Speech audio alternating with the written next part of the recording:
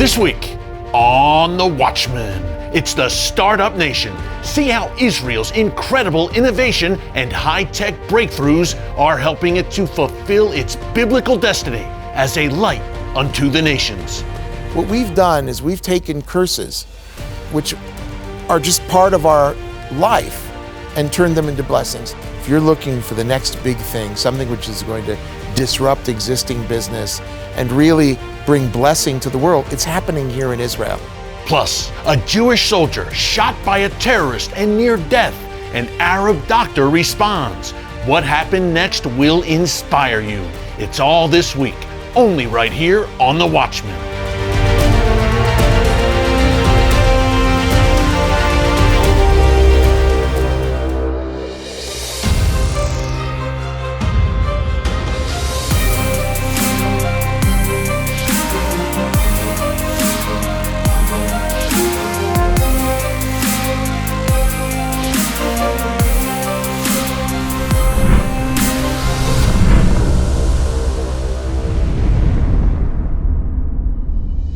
And welcome to The Watchman.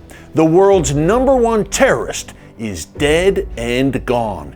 2020 began with a U.S. drone strike eliminating Iranian General Qasem Soleimani as he stepped off a plane in Baghdad. Now, this was a major blow to the Iranian regime, folks. Soleimani was the second most powerful man in all of Iran. He was the leader of Iran's elite Quds force. Now, that's a branch of the Revolutionary Guards Corps, and Soleimani was in charge of all of Iran's external terror operations. Not only that, he was the architect of Iran's entire strategy in the Middle East, which included, of course, destroying Israel. Now, the death of Soleimani was much more important than the deaths of both Osama bin Laden and ISIS leader Abu Bakr al-Baghdadi, because while they were both in hiding, Soleimani was fully operational and planning further deadly attacks, not only against the United States, but against Israel. So his death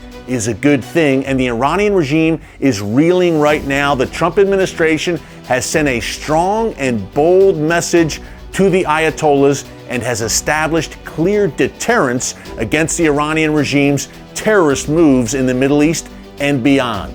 While the loss of the evil genius Qasem Soleimani is a major blow to the Iranian regime that will set back their plans, at least in the short term, the end game remains the same for the mullahs, that is, the destruction of the state of Israel. With all these external threats against Israel, you would think there may be a spirit of fear among some, that people might want to just stay away. Instead, the opposite is happening. Israel is setting tourism records every year, and Jerusalem is becoming one of the world's hottest tourist destinations. Polls show that Israelis are among the happiest people in the world, and they are bringing happiness to the nations of the globe with their groundbreaking scientific, medical, and high-tech breakthroughs and humanitarian work.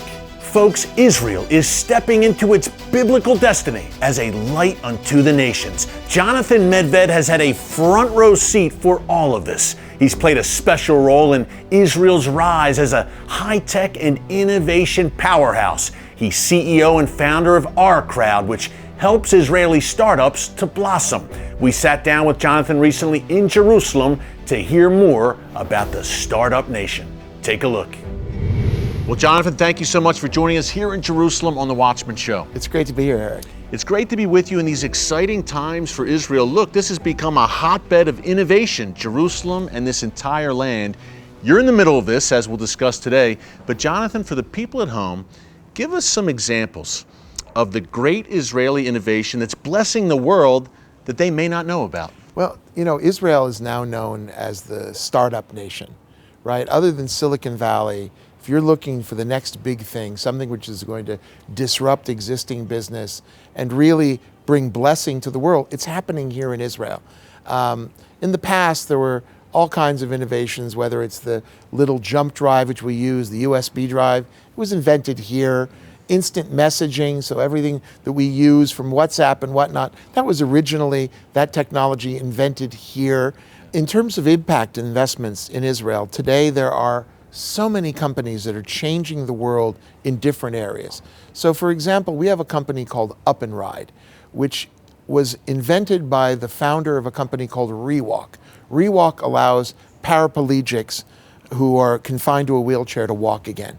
It's literally one of those moments where you say, hallelujah, bless the Lord, because people get up and they walk. We have a company called Alpha Tau. Alpha Tau is using new radioactive darts to totally destroy solid tumors. And in their first human clinical trials, they're showing that about 70% of these tumors are destroyed completely in a matter of days. So if you can imagine what this will do in terms of killing cancer, which is what we need to do as a world. We have a company called Consumer Physics who are making a tiny little spectrometer, which is a sensor that allows farmers to measure what they are doing in the field. So there are thousands of American farmers who are now using this device called the SIO to get real-time agricultural data. We have a company called InsightTech who are using focused ultrasound to do incisionless surgery. So they literally are using this focused ultrasound, they beam a certain part of your brain and they stop Parkinson's tremor. So someone literally who's got Parkinson's and is shaking goes into this machine, and a couple of seconds later, they're not shaking. All technology, Jonathan, made here in Israel. I say frequently on the show, if there's a cure for Alzheimer's or cancer or Parkinson's found, it will be found in Israel. And as you just laid out, they're working diligently towards doing just that. I want to talk about our crowd and the great work that you're doing, but I wanted to ask you, and a lot of people at home might be wondering, these incredible innovations you just laid out, it's all happening in this tiny nation the size of the state of New Jersey. Imagine that. What's the secret of Israel? Well, for your viewers, I don't think I have to go farther than the Bible, right? In other words, we know that this is the source of blessing in the world. But in particular, we have a long tradition of turning curses into blessings. Back in the times of the children of Israel, when we were marching to come into the promised land, there was a king named Balak who hired a professional curser named Bilam, said, curse these people. And he got up on the mountainside, and he looked at the tents of Israel, and out from his mouth came, Ma tovu oalecha Yaakov. How goodly are thy tents, O people Israel. Meaning the professional curser turned into a blesser. And what we've done is we've taken curses, which are just part of our life, and turned them into blessings. So in this country, we don't have water. Well, that's a curse, right? Not to have water? Except, no, it's a blessing, because we've now become the world leader in desal, in drip irrigation, in recycling. We recycle 85% of the water. And that's why I built our crowd, because people would come here, they would discover this incredible technology energy, this innovative spirit. They would see these companies and they say, how do I play it? And they'd go home and they'd call their broker, Goldman Sachs or Morgan Stanley, say, hey, I want to buy an Israeli startup. And the guy would say, no, you can't. I sell public companies. I don't sell startups.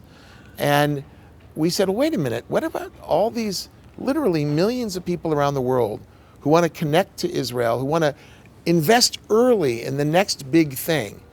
We've raised over $1 billion for startups on our platform. We've had 35 exits, 35 companies that we've invested in that have either gone public themselves or been bought by others. And we're very, very proud of that. And we're being partners in this creation. Up next, we head to Tel Aviv, the capital of Israel's high-tech revolution, to see how the Jewish state is changing your world for the better. Stick around. Christian support for Israel starts with the Bible. Kufai's ebook, Why Christians Should Support Israel, will lay out 7 biblical reasons why it's important to love and bless Israel. Starting with the Bible, learn why Christians are indebted to Israel and the Jewish people for our Christian faith. Discover why Israel has a biblical and historic claim to the land, and see why modern Israel matters to God, to Christians, and to the world. This free ebook is an invaluable resource for you. unpacking the biblical foundation of Christian Zionism and how you as a Christian can defend and bless Israel. Visit www.kufi.org/ebook to receive your free ebook today and join Kufi to add your voice to a movement of over 8 million Christians speaking out for Zion's sake.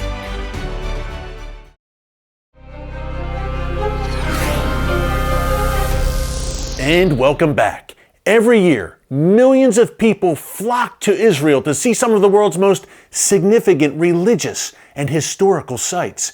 But now something completely different is drawing the world to Israel as well: innovation. Watchman correspondent Raj Nair takes us on a tour through the epicenter of this technological revolution, Tel Aviv. Raj, take it away. Whenever I visit Israel with someone that's never been here, God always does something miraculous. Whether it's at the Garden Tomb or the Western Wall or somewhere in the Galilee, it always happens. But another thing they always say is, wow, Tel Aviv, man, this is a really cool town. Why does no one talk about this place?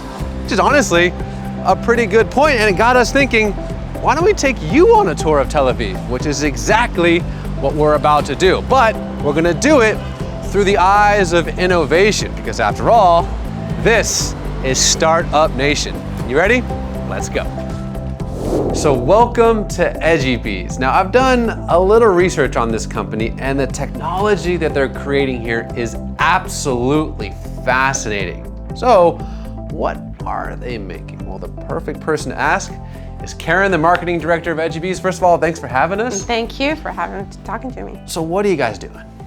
Well, in complicated words, what we do is we provide augmented reality for live videos. What does that actually mean? That's a big question. We basically put augmented reality layers of geo information for any type of video, live videos from drones, helicopters, even cars, and we provide through that situational awareness. So walk me through that from what am I looking at? So if I see one of your apps working on, say, a live video, what are you guys actually putting onto that video? Okay, so basically, if we're talking about first responders, like firefighters, and they're getting a 911 call and they're having to run to the situation, they have a drone in the sky. The drone is filming the situation on the grounds and trying to figure out what's going on, where the teams are, which streets they're on, what's going on. I mean, who's at risk, who do they need to save? Our augmented reality solution basically puts layer of information to explain to them or show them really which streets they're on, what are the points of interest, where the teams are, to save their lives. So you guys are not just adding contextual help to people that are trying to do things. You're saving lives through this application. Yeah, we actually are. We were working during Hurricane Harvey, Hurricane Irma, during the California fires. We were called also. We're receiving calls from fire departments all over the world to help them out, because drones are becoming really popular these days. And but the drone on its own is really a tough one. I mean, you're seeing what's going on in the ground, but you're not really getting it. And when you use augmented reality technology on top of this video, you get situational awareness. Israelis have a heart. We care about people. We care about what's happening in the world. We care about saving lives, making the world better. Okay, the next place we're going literally defies logic. I can't even wrap my mind around it. So instead of me explaining where we're going, let me just show you. Come on.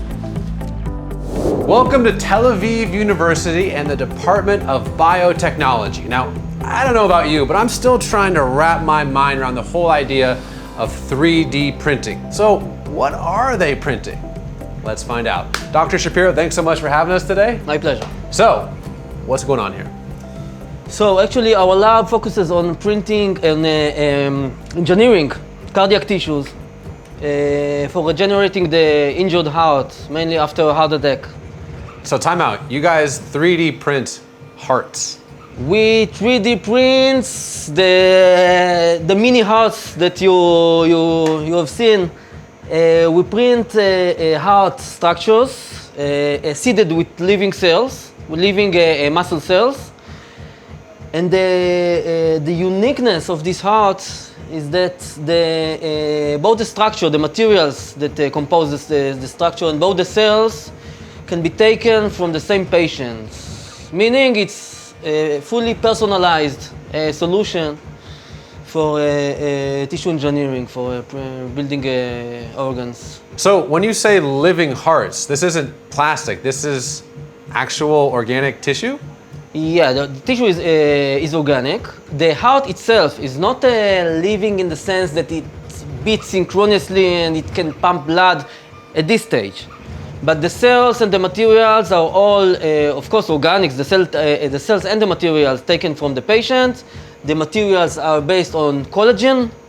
The cells taken from fatty tissue. So how did this even start? You were just sitting at home one day and you're like, you know what, I got an idea. Let's print a heart. Like, how did this happen? Actually, the printing project is only a fraction of what we do here in the lab. The main research is on what we call the heart patches. It's like a piece of heart tissue that we can implant on the infarct site, on the injured site after the heart attack, and then this patch fuses into the injured site. So if someone has a heart attack and that tissue around their heart is defective, you can print a new section of that and basically repair someone's heart? That's the goal. So we can base on the anatomy of the patient. We can based on MRI or CT scans, reveal the anatomy of the blood vessels, of the major blood vessels that nourish the tissue, and on the basis of that we can print a vascularized patch, or in the future, we hope so, a whole organ. Well, I hope you enjoyed our tour of Tel Aviv, and trust me, we're just barely scratching the surface. And maybe next time, when you ask yourself, what's the future hold, or what's the next big thing? Maybe, just maybe, you'll think of this place, the beautiful city of Tel Aviv. Coming up, a Jewish soldier shot by a terrorist and near death, an Arab doctor facing a tremendous challenge. The outcome will inspire you. Folks, you do not want to miss this. Don't move. Join Christians United for Israel on Capitol Hill June 28th through 30th to do your part in ensuring the relationship between the United States and Israel remains stronger than ever. Right now, Israel faces many enemies that seek her destruction. As anti-Semitism continues to surge at an alarming rate around the world, Christians have a moral imperative to stand with Israel. In just over a decade, CUFI has played a leading role in efforts to curb Iran's nuclear ambitions, hinder Hezbollah and Hamas's war of terror against Israel, and fight against the anti-Semitic BDS movement.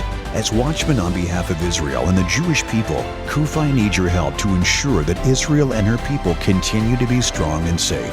Join us in Washington on June 28th through 30th to remind your elected officials that America's Christians stand with Israel. With over 8 million members, Christians United for Israel is the largest pro-Israel voice in America. Add yours today by registering for the 2020 Washington Summit.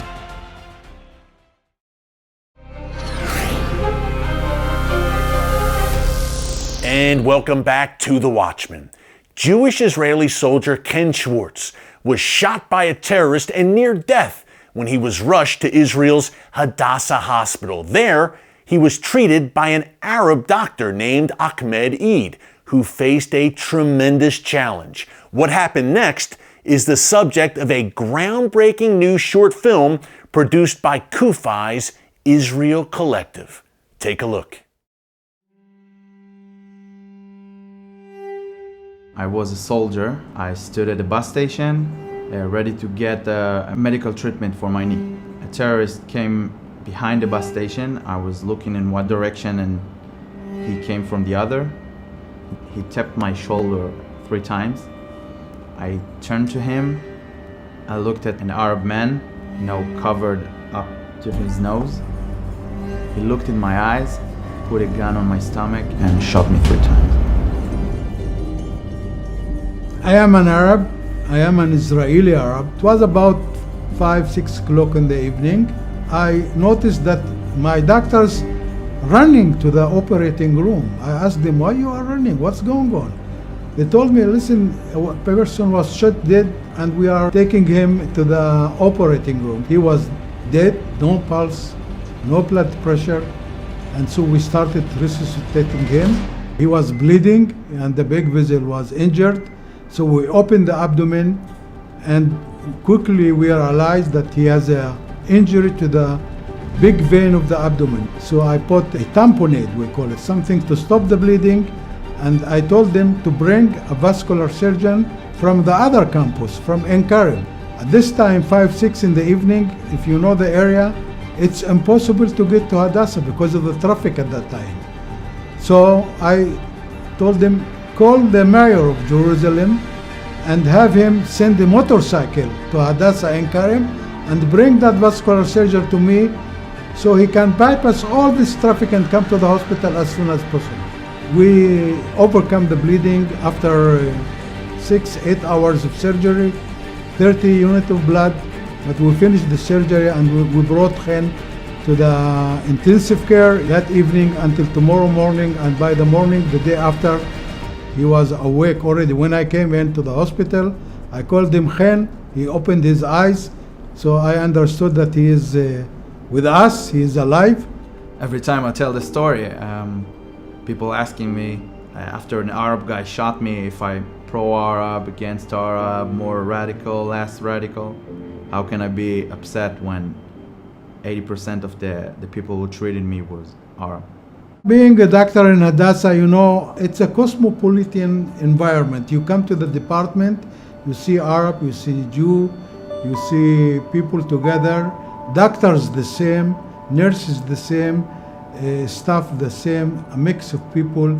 We are working for healing. Everybody wanted to help because this is what's beautiful with our country. I was not only a soldier that protected the Jewish people, I was a soldier that protected all Israeli people. I want the professor to know that I love him, I really do. The professor and the staff and all the hospital in general, they help keep my family sane in this crazy situation. And the professor, I think that most of the time he held my mom's hand through the process, so I really consider him as part of my family because he is. He saved my life, he saved my family, so he's my family. If he'd like it or not, he's my family. And I love him. אהלן, מה אתה הולך עם המקל הזה? ידידי הצעיר.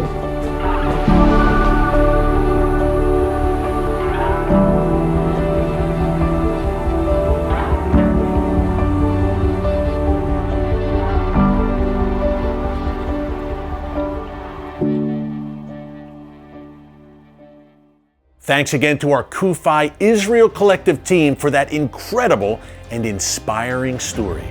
Well, up next, my final thoughts on what Israel as a light unto the nations means for your nation. Stick around. Hamas, Hezbollah, Iran, ISIS.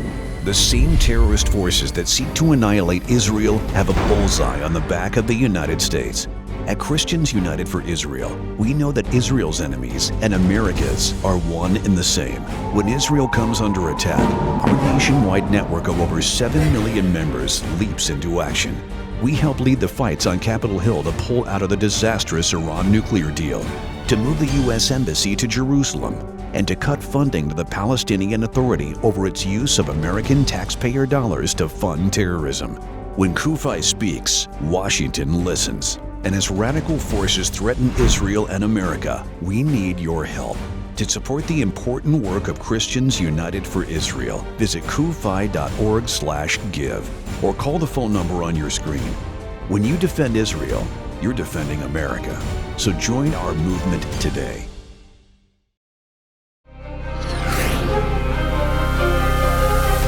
And welcome back.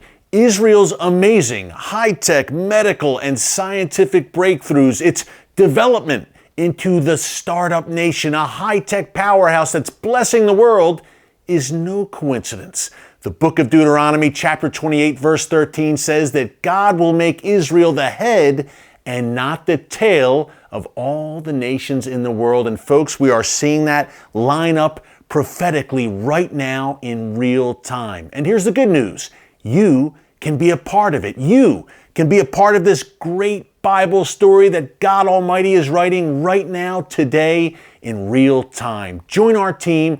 Join our movement at Christians United for Israel. We are America's largest pro-Israel organization with 8 million members and growing every single day. You see the information there on your screen.